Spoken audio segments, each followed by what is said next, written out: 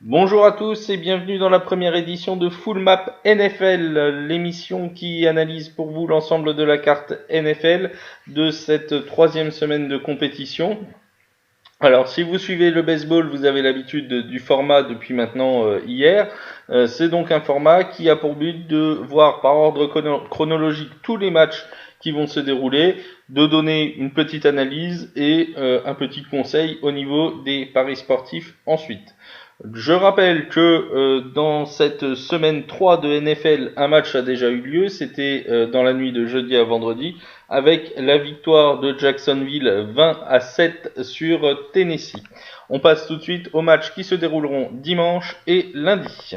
Premier match de cette journée NFL avec le duel entre les Bills de Buffalo et les Bengals de Cincinnati. Alors deux équipes aux ambitions différentes mais surtout au début de saison différents puisque les Bills ont réussi à gagner leurs deux premiers matchs gagnés à l'extérieur. Tout d'abord de justesse contre les Jets sur un score de 17-16, puis contre les Giants de manière un peu plus nette, 28-14.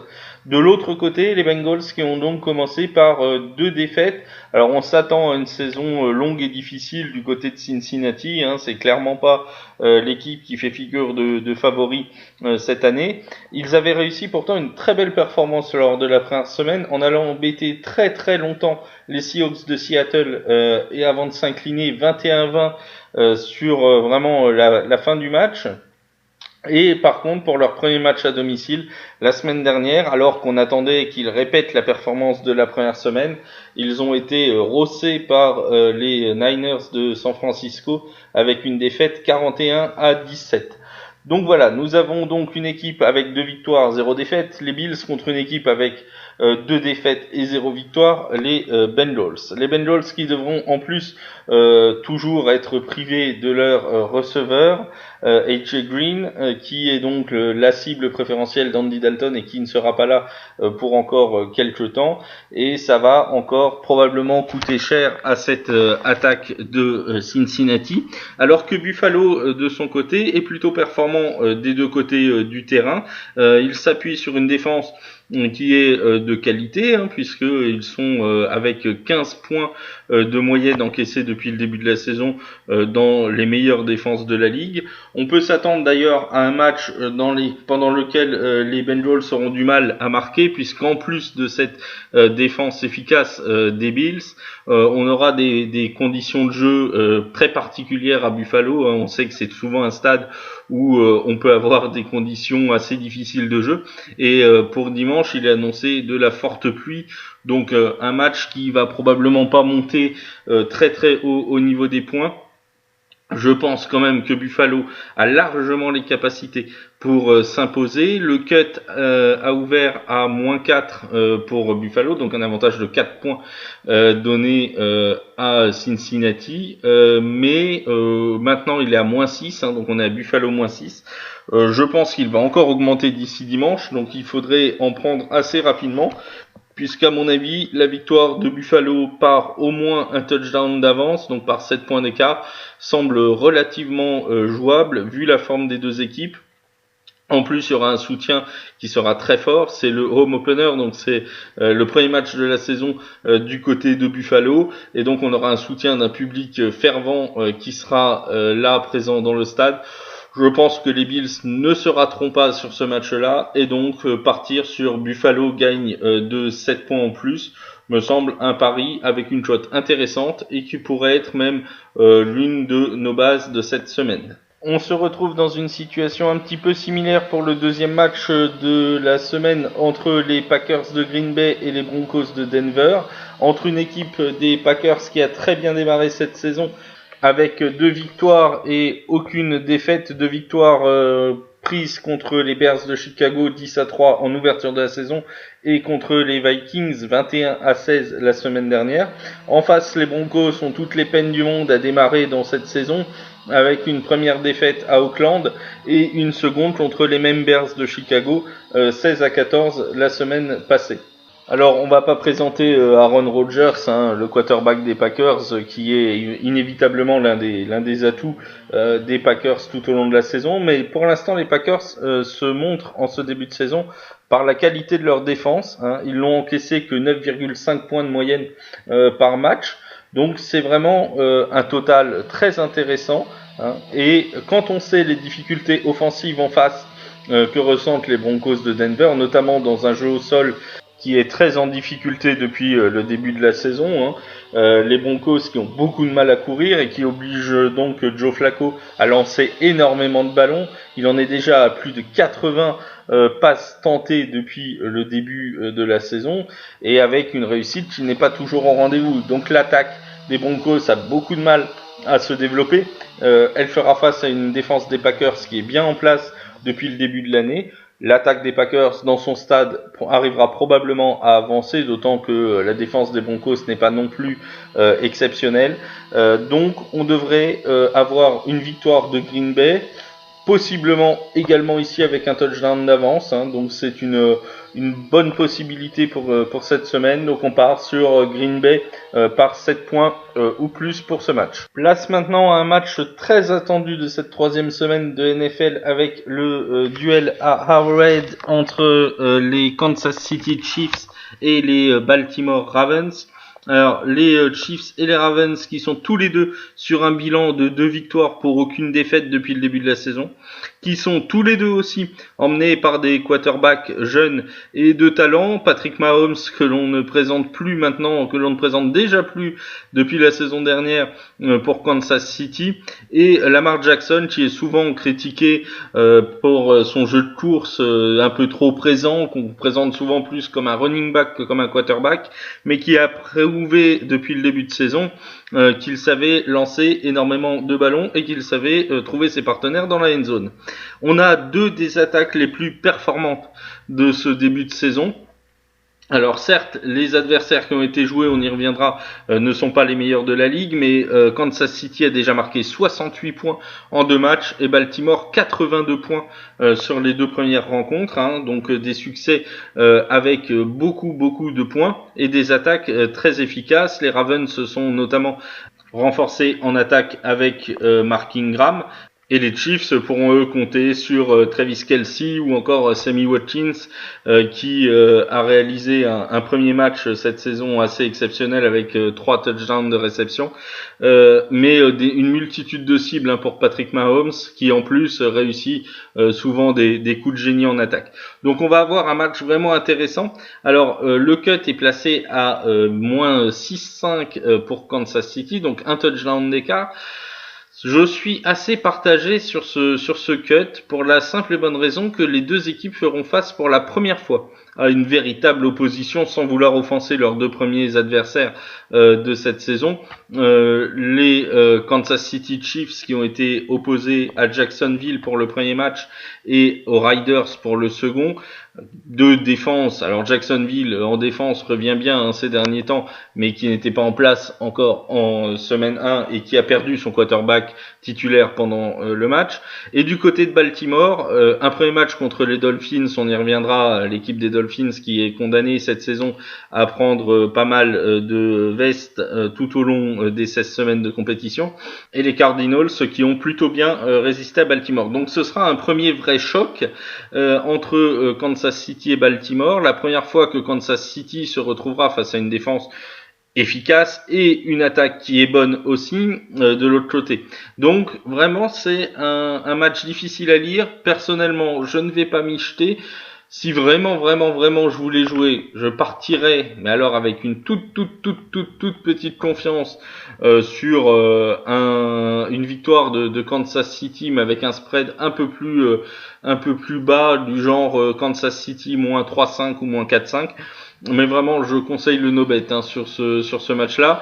On va regarder, on va se régaler parce que ce sera probablement un match sympathique, mais on va peut-être pas se lancer sur un pronostic sur cette rencontre. Match de division ensuite qui s'annonce bien déséquilibré entre les Patriots de la Nouvelle-Angleterre, champions en titre emmenés par leur quarterback emblématique Tom Brady, et les Jets de New York. Alors on a une fois de plus un match entre une équipe qui compte 2 victoires et 0 défaite, les Patriots bien évidemment, contre une équipe qui est à 2 défaites et 0 victoire, à savoir les Jets. La statistique intéressante et plutôt rigolote pour les Patriots, c'est qu'ils ont marqué 76 points, mais qu'ils n'en ont encaissé que 3. Alors contre les Dolphins, c'est pas vraiment révélateur. En revanche, 3 points encaissés contre les Steelers lors du premier match pour une victoire 33-3 montre quand même que les Patriots sont déjà à un niveau plus qu'intéressant. Les Jets de leur côté ont subi une lourde défaite contre les Browns de Cleveland 23-3 alors qu'ils s'étaient plutôt bien accrochés contre les Bills en fin de semaine. Il faut rappeler aussi que les Jets sont largement touchés par les blessures, notamment de leur quarterback titulaire Sam Darnold, qui ne jouera pas encore ce soir et qui ne reviendra qu'aux alentours de la mi-saison. Et donc les Jets qui s'apprêtent à vivre une soirée bien compliquée, d'autant que les Patriots, c'est pas vraiment une surprise, dominent les confrontations directes assez largement, puisqu'ils ont gagné les 6 derniers matchs entre les deux équipes, et l'an dernier, lors de la dernière confrontation au mois de décembre, une victoire 38-3 des Patriots dans leur stade. Alors ça explique largement le cut qui est proposé par les bookmakers de moins 18,5, donc on donne presque 3 touchdowns d'avance aux Jets pour ce match. Alors ce cut est haut, il faut voir que en NFL, pour ceux qui ne connaissent pas, il est très rare d'avoir des cuts au-dessus de moins 14. Mais là, la différence semble tellement grande. L'une des seules armes intéressantes pour les Jets, ça reste Le'Veon Bell, le running back. Le problème, c'est que la défense contre la course des Patriots est très efficace. Je crois que c'est entre 70 et 80 yards concédés cette année. Donc, franchement, on voit mal comment les Jets pourraient embêter les Patriots. S'ils ne se relâchent pas, les Patriots devraient gagner assez largement ce match. Ça reste sur des cotes qui sont injouables puisque on peut pas prévoir s'ils ont 21, 28 points d'avance, est-ce qu'il n'y aura pas un relâchement, même si c'est pas vraiment le credo de Bill Belichick d'habitude. Est-ce qu'il n'y aura pas un relâchement dans les têtes de la part des Patriots qui feront que les Jets vont marquer un touchdown qui sert à rien et qui vont nous faire chuter sur notre spread de 18,5? Moi, je pense que le seul intérêt dans ce match-là, la seule shot intéressante se tournera du côté des marqueurs de touchdown, mais on y reviendra tout à l'heure à la fin de cette émission. Donc, victoire des Patriots, bien sûr. Cut largement accessible de 18,5, mais ne pas se risquer avec des cotes trop faibles en sport américain, que ce soit en NFL ou en MLB, mais là ne pas se risquer avec une cote trop faible sur les Patriots non plus. Match maintenant entre deux équipes avec le même bilan, à savoir les Falcons d'Atlanta qui se rendent chez les Colts d'Indianapolis, deux équipes qui ont le même bilan de une victoire et une défaite depuis le début de la saison, et deux équipes qui se suivent depuis le début de la saison, puisqu'ils ont tous les deux perdu leur premier match de la saison avant de rebondir lors de la deuxième semaine de manière assez serrée, puisque les Colts ont battu les Titans 19-17, alors que les Falcons se sont imposés lors du Monday Night Football 24-20 contre les Eagles. On a donc deux équipes qui essayent de créer une dynamique positive. Ce sera le premier match des Colts dans leur stade ce soir, premier match de la saison. Donc le home opener qui est toujours assez important puisque l'équipe à domicile essaye de bien figurer pour ce premier match. Du côté d'Atlanta, on a réussi à remporter une victoire cette saison, lors du deuxième match contre les Eagles de Philadelphie, une victoire qui sur le papier est intéressante. On a vu un Julio Jones très performant notamment, mais des questions restent en suspens sur Matt Ryan qui a quand même été intercepté 3 fois pendant ce match. Ceci dit, même avec l'avantage du terrain pour les Colts, je serais davantage enclin à partir en faveur d'Atlanta dans ce match, avec l'expérience de Matt Ryan, avec un receveur qui reste très performant, voire l'un des 3 meilleurs ou des 5 meilleurs selon les classements que vous voulez faire de la ligue. Je partirai sur un tout petit avantage à Atlanta. Le cut au début était placé à moins 2,5 pour Indianapolis et maintenant à moins 1. Il y a fort à parier que les cotes soient similaires entre les deux équipes au début du match dimanche. Voilà, moi je donne un tout petit avantage à Atlanta, mais vraiment d'un rien. Je préfère, de toute façon, vous conseiller le no bet sur ce match. C'est juste si vous voulez vraiment partir, Si on faisait un jeu de pronostic, je partirais sur la victoire d'Atlanta, mais vraiment. Donc pour moi, no bet sur ce match. Et si vraiment vous avez une petite pièce à mettre qui traîne, vous pouvez la tenter sur Atlanta, mais sans grande conviction. Match maintenant qui semble déséquilibré sur le papier entre les Vikings du Minnesota et les Riders d'Oakland. Deux équipes au même bilan de une victoire, une défaite. Mais dans le contenu du jeu, ce n'est pas vraiment la même chose. Oakland avait bien démarré cette saison avec une victoire lors du Monday Night Football de la première semaine contre les Broncos. Mais on le sait depuis que les Broncos ont beaucoup de difficultés. Et par contre, ils ont été, après un bon début de match, ils ont été mis en difficulté et défaits par Kansas City sur le score de 28-10.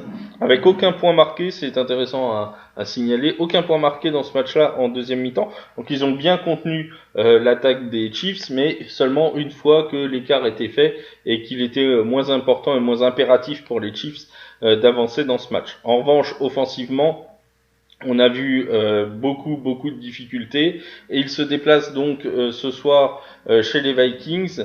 Les Vikings qui vont gagner le premier match contre Atlanta en étant très convaincants et qui ont perdu contre les Packers, qui ont tenté une remontée fantastique et qui s'est soldée par un très mauvais lancer de Kirk Cousins, mais on n'y reviendra pas pour ne pas faire mal aux supporters des Vikings. Donc, on a donc ce duel entre ces deux équipes, les Vikings qui ont beaucoup d'avantages à faire valoir dans ce match-là, qui sont souvent très performants dans leur stade, et avec un Cousins qui est très à l'aise devant son public. Il devrait assez facilement prendre la mesure d'une défense d'Oakland qui a déjà concédé cette année 44 points et qui devrait encore en prendre facilement entre 20 et 30 ce soir. Donc une victoire des Vikings, ça semble assez évident. Le cut est placé aux alentours de 9-10. C'est quand même un cut assez haut, même si on s'attend à une saison un peu difficile encore une fois du côté d'Oakland. C'est quand même un cut assez haut. Moi, je partirais sur une version plus sécurisante du genre Vikings moins 6-5. Alors la cote doit tourner aux alentours de 1-5 ou 1-6. Je conseille davantage une victoire des Vikings dans ces eaux-là de un touchdown plus que les 10 points qui sont proposés par les bookmakers. Match suivant avec les Lions de Détroit qui se présenteront à Philadelphie avec le statut d'équipe invaincue en ce début de saison puisque les Lions ont réalisé un match nul lors de leur premier match, n'ont pas réussi à conserver leur avantage et ont concédé le match nul contre les Cardinals avant de s'imposer, et c'était une surprise tout de même, contre les Chargers en semaine 2. Du côté de Philadelphie, une première victoire contre les Redskins à domicile où rien ne fut facile puisque ils étaient menés à la mi-temps, alors que ils ont été battus ensuite en deuxième semaine chez les Falcons. Alors on a ici un match un petit peu original où les Lions sont assez performants en défense contre la passe, ont un backdoor défensif assez intéressant. Et en plus, on aura encore deux éléments très importants pour Philadelphie, à savoir les deux receveurs, Alshon Jeffrey et Deshaun Jackson, qui sont dont leur statut est incertain pour ce match, donc on ne sait pas s'ils seront présents, et ça peut tout changer, puisque effectivement, si on n'a pas les deux meilleurs receveurs et qu'en plus la défense à la passe est cohérente, ça va devenir intéressant pour les Lions, d'autant que Vance a quand même lancé 2 interceptions sur le match contre les Falcons, donc on a un backdoor défensif qui pourrait être assez intéressant là pour les Lions. En revanche, au jeu de course, les Eagles ne sont pas très performants, mais en même temps les Lions accordent beaucoup de yards à la course. Donc si Philadelphie arrive à mettre en place un jeu de course, là il pourrait trouver une solution, pourquoi pas.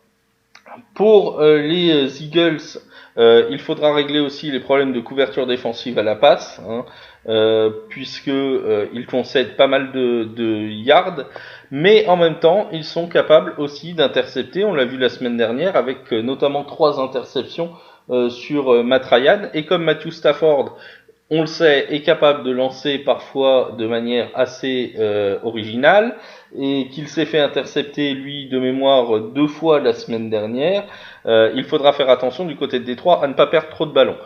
Si les absences de Alshon Jeffrey et Deshaun Jackson sont confirmées, j'aurais envie de partir sur le handicap positif pour Détroit, qui est situé à 7. Donc pourquoi pas Détroit gagne ou perd de 7 points ou moins.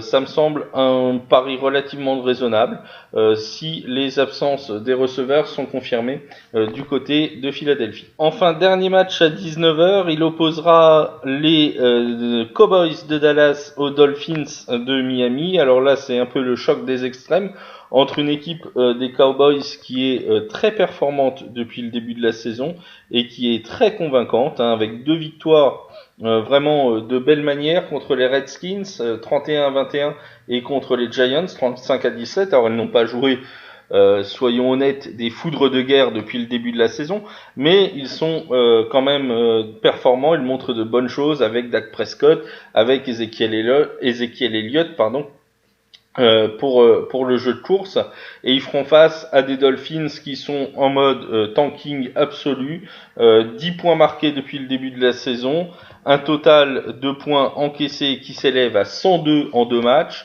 2 vestes pris donc contre les Ravens 59-10 et contre les Patriots 43-0. Ils joueront leur premier match à l'extérieur, c'était 2 matchs à domicile, les 2 grosses défaites qu'ils ont concédées. Autant dire qu'on va pas passer 300 ans sur ce match. Les Dolphins devraient être à nouveau corrigés ce soir par les Cowboys. Comme pour les Patriots, on a un cut qui est très élevé, qui est même encore plus élevé que les Patriots, puisque là on est à moins 21,5 pour les Cowboys. Donc ça veut dire que les Dolphins partent avec 3 touchdowns d'avance. Alors vu ce qu'on a vu sur le début de saison, c'est largement jouable, on va pas se mentir. C'est largement jouable pour les Cowboys de couvrir le handicap. Mais bon, ça reste des handicaps très élevés et toujours ce problème de déconcentration qui peut arriver à un moment du match si on mène largement. Donc moi, plutôt que de partir là-dessus, on va partir sur un marqueur de touchdown. On verra à la fin de l'émission. Mais soit un Ezekiel Elliott, soit un Amari Cooper avec qui s'entend très bien aussi Dak Prescott. Voilà, l'un de ces deux-là peut-être à regarder les cotes pour un marqueur de touchdown, mais honnêtement, la cote de Dallas actuellement est à 1,01, donc elle est même pas proposée, je pense, sur certains bookmakers français. Et le cut à moins 21,5 est toujours un petit peu dangereux. Donc on va plutôt partir sur des marqueurs de touchdown sur ce match-là. Un nouveau match maintenant, on passe au match de 22h entre les Cardinals d'Arizona et les Panthers de Carolina.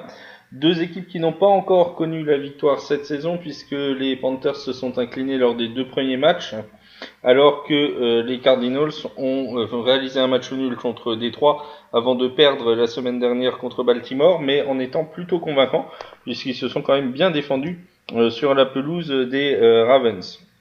Alors, la grosse incertitude de ce match sera sur la présence ou non de Cam Newton, le quarterback des Panthers. Forcément, si Cam Newton n'est pas là, ça change un petit peu les choses. Donc, je vous le dis tout de suite, sur ce match-là, on va partir sur un no-bet, parce qu'en plus, les cotes sont très serrées, donc c'est très difficile de lire quelque chose. Greg Olsen devrait être là pour les Panthers. Ces Panthers qui doivent s'améliorer offensivement.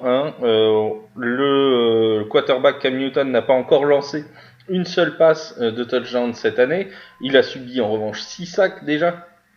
Et Christian McCaffrey, qui a réalisé une performance exceptionnelle lors du premier match contre les Rams, a été très discret lors du second match, donc on compte beaucoup plus sur lui aujourd'hui contre les Cardinals. Du côté des Cards, Kyler Murray a montré déjà des belles prédispositions à la passe puisqu'il a réussi 2 matchs avec plus de 300 yards à la passe. En revanche, il faut améliorer le jeu de course du côté des Cardinals, puisque David Johnson a été limité à seulement 20 yards dans le deuxième match contre Baltimore. Donc c'est un point de progrès pour les Cardinals, surtout que la défense contre la course des Panthers n'est pas efficace. Donc c'est peut-être un point à utiliser pour les Cardinals pour essayer de remporter cette rencontre.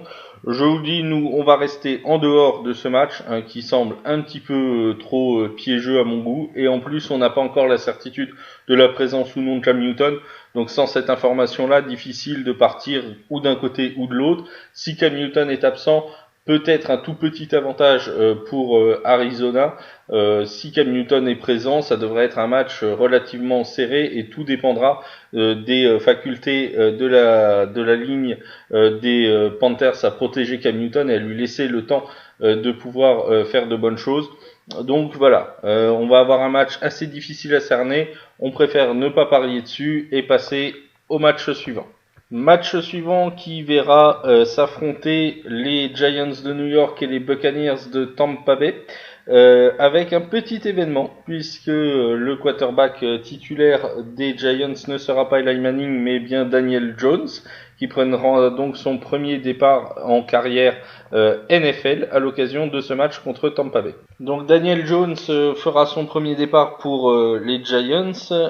Daniel Jones qui a montré des très belles facultés à la passe et notamment aux longues passes pendant la pré-saison, bien meilleures que ce que faisait Eli Manning ces derniers temps.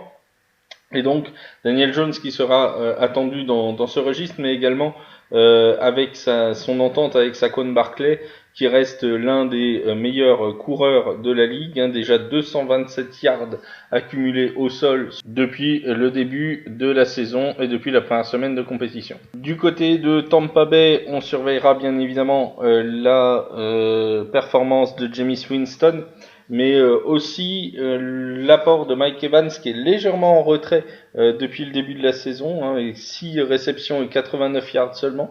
Donc on va regarder un petit peu comment cette relation va se remettre en place.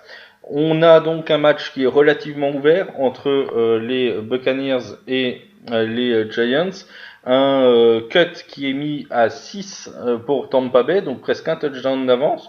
Alors bon, c'est peut-être un peu haut à mon goût. Moi, j'aurais plutôt mis Tampa Bay vers 3-5 pour le handicap, pour l'avantage handicap. Un des cut qui m'intéresse, en revanche, c'est éventuellement l'under, qui est fixé à 49,5 à l'ouverture des bookmakers. Ça me semble un peu haut, même si, encore une fois, on reste avec deux quarterbacks qui sont capables du meilleur comme du pire pour Jameis Winston et dont on ne sait pas exactement ce que va donner le premier départ en NFL de Daniel Jones. Ça me semble un peu haut. Donc pour moi, le meilleur choix, ça resterait sur éventuellement un under 49,5 dans ce match entre les Giants et les Buccaneers. Place maintenant au match entre deux équipes au bilan de une victoire, une défaite, entre donc les Chargers de Los Angeles et les Texans de Houston. Alors deux équipes un petit peu sur courant alternatif, puisque notamment du côté des Texans, on a vu une très belle première performance dans le dôme des Saints, avec un Sunday Night Football absolument fantastique qu'ils ont perdu sur un field goal de Will Lutz à la dernière seconde. Et alors qu'on les attendait à un très bon niveau pour leur match à domicile contre Jacksonville la semaine dernière, ils ont eu toutes les peines du monde à s'imposer et ont finalement gagné sur le score de 13-12. Du côté des Chargers, on a eu une victoire après prolongation contre les Colts pour l'ouverture de la saison, et on se disait qu'ils pouvaient éventuellement être à 2-0 de victoire 0 défaite en allant jouer chez les Lions, mais ils sont tombés à Détroit sur le score de 13-10. Donc là, on a deux équipes qui se cherchent encore un petit peu, qui cherchent encore une stabilité. Alors on a des très bons joueurs de part et d'autre de la ligne. Vous avez bien sûr Deshaun Watson pour les Texans, qui arrive déjà à cumuler 427 yards et 3 touchdowns depuis le début de la saison. Pour les Chargers, Eckler qui a aussi fait des bonnes performances avec 124 yards à la course, 163 en réception. Ils peuvent aussi s'appuyer sur un Justin Jackson plutôt performant depuis le début de l'année. Ça s'annonce quand même un duel assez intéressant. On a de la capacité offensive des deux côtés. On a un cut qui est placé à l'ouverture à 48,5. Honnêtement, je pense que les 50 points peuvent être dépassés dans ce match. On aura des conditions de jeu qui seront pas mauvaises sur Los Angeles, avec du soleil, une bonne température, pas trop de vent. Honnêtement, les conditions seront bonnes. Moi, je partirai sur un over 48,5 dans ce match entre Houston et les Los Angeles Chargers. Duel maintenant entre les San Francisco 49ers et les Pittsburgh Steelers pour le premier match à la maison de San Francisco. San Francisco qui reviendra donc à domicile avec un bilan de 2 victoires, 0 défaites puisqu'ils se sont imposés contre les Buccaneers en première semaine et contre les Bengals en seconde semaine.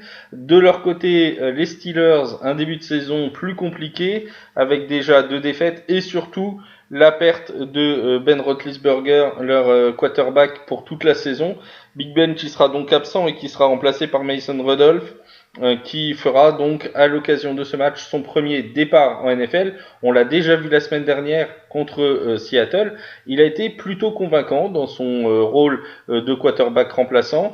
On va voir la pression inhérente au premier match de NFL, ce que ça va donner contre San Francisco, mais ce n'est pas un quarterback à condamner d'office. Il a vraiment montré de bonnes choses la semaine dernière contre Seattle. Si on a encore donc des interrogations sur l'attaque des Steelers avec le premier match de Rodolphe, il va falloir en revanche qu'ils montent d'un cran en défense, puisqu'ils ont quand même concédé déjà 445 yards en moyenne pendant les 2 premiers matchs de la saison. Donc il y a vraiment un effort à faire en défense. C'est absolument impératif pour que les Steelers enregistrent cette première victoire dans la saison. En face, les Niners vont se reposer probablement encore sur un jeu de course qui a été efficace dans ces 2 premiers matchs, puisqu'ils ont, avec notamment Matt Breida, déjà un coureur qui est performant. Jimmy Garoppolo peut largement se reposer dessus. Et on aura une motivation très forte du côté des Niners, puisque ce serait la première fois depuis depuis plus de 20 ans, même depuis 1998, qu'ils pourraient avoir un record de 3 victoires, 0 défaites après 3 matchs dans la saison. Donc on a vraiment là une réelle attente du côté des supporters, d'autant que c'est le premier match à domicile. Donc on va voir, ils sont donnés favoris bien évidemment avec la perte de Roethlisberger, le cut a augmenté très largement, au début on était sur quasiment du 50-50 entre Pittsburgh et San Francisco, maintenant on est passé à San Francisco gagne par un touchdown d'avance, alors j'irai peut-être pas jusque là quand même, ça me semble un petit peu beaucoup, encore une fois Pittsburgh est capable de s'accrocher, même sans Big Ben ça reste une équipe qui a quand même du talent dans ses line-up. Donc je ne partirai pas sur un handicap moins 7,5 des Niners, soit un handicap positif de Seattle, soit un no-bet pour cette rencontre, comme on n'est pas encore certain des compétences notamment de Rudolph pour son premier match NFL, donc plutôt un no-bet ou à la rigueur un handicap positif pour Pittsburgh. Autre équipe qui a perdu son quarterback pour une partie de la saison et dernier match de ce dimanche avec la rencontre entre les Saints de la Nouvelle-Orléans qui se déplaceront à Seattle pour y affronter les Seahawks. Côté Seahawks, on est sur un bilan de 2 victoires et 0 défaites, avec 2 victoires qui ont été obtenues grâce à l'attaque et avec des scores qui ne furent pas, avec des avantages qui ne furent pas très larges. Un seul point contre les Bengals en première semaine, une victoire aussi serrée la semaine dernière contre les Pittsburgh Steelers, mais quand même un potentiel offensif énorme avec Russell Wilson qui a lancé la semaine dernière pour 300 yards et 3 touchdowns à la passe dans la victoire donc 28-26 des Seahawks contre les Steelers.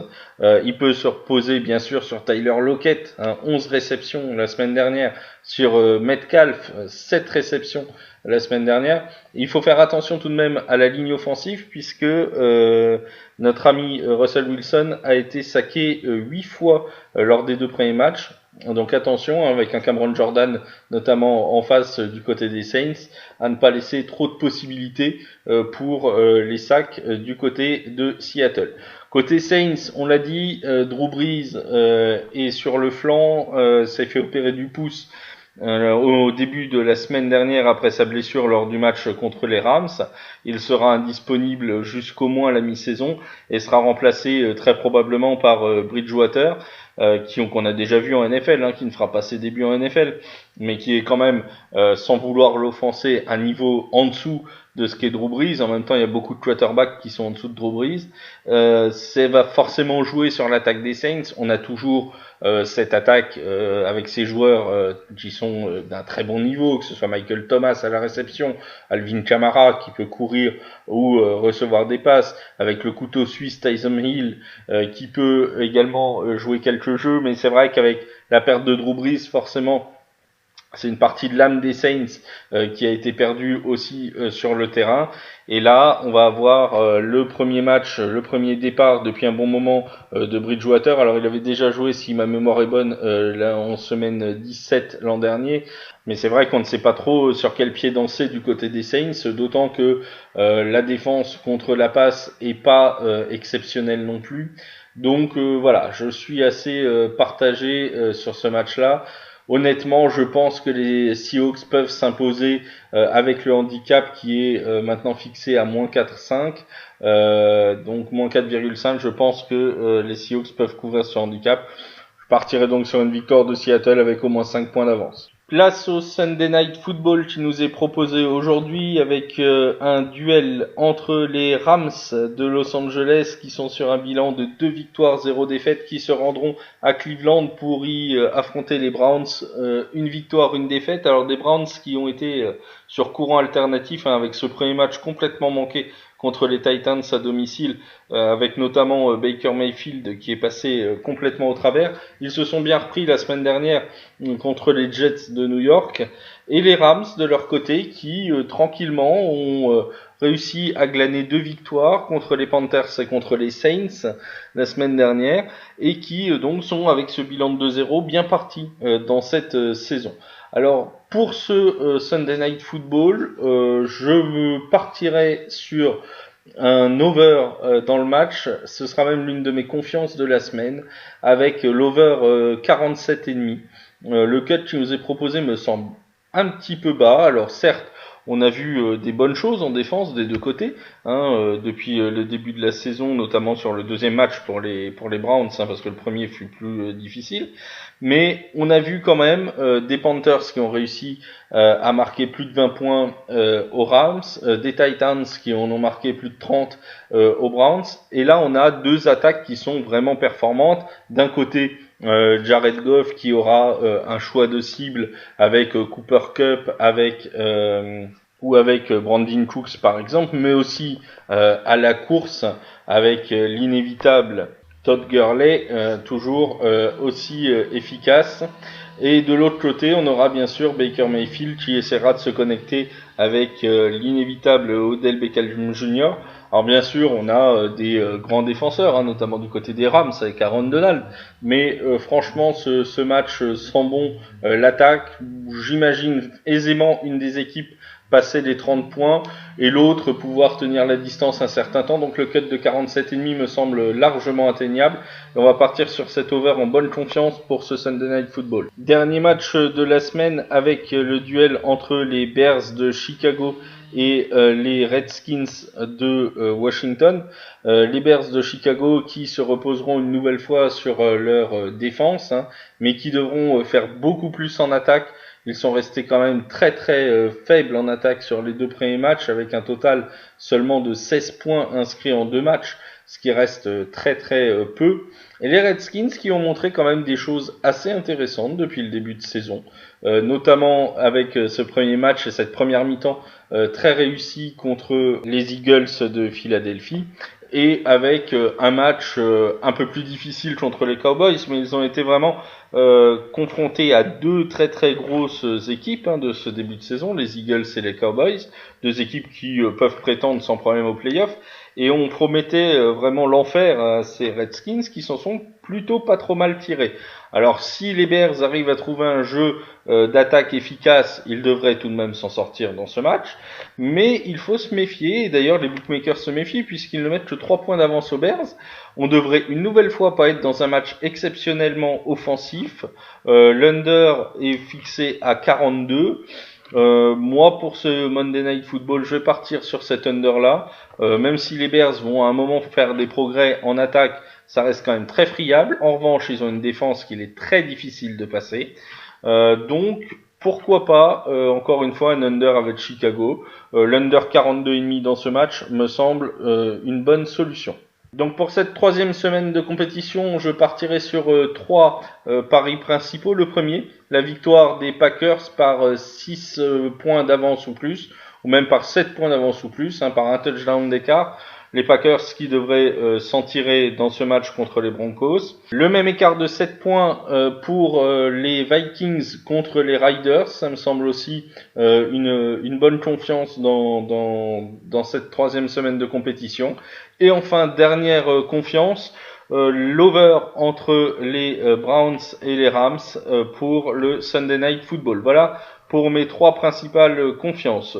Pour clôturer cette semaine, je ferai un petit tweet avec les marqueurs de touchdown dès que les codes seront sortis pour ce qui est donc de ceux qui pourraient inscrire un touchdown pour faire un petit pari fun là-dessus. Voilà pour cette troisième semaine de compétition. J'ai essayé de faire au plus court, je sais que ça fait 40 minutes, mais voilà, j'essaie de faire au mieux et version résumée. N'hésitez pas à vous abonner à la chaîne, à liker la vidéo, à commenter si vous le souhaitez.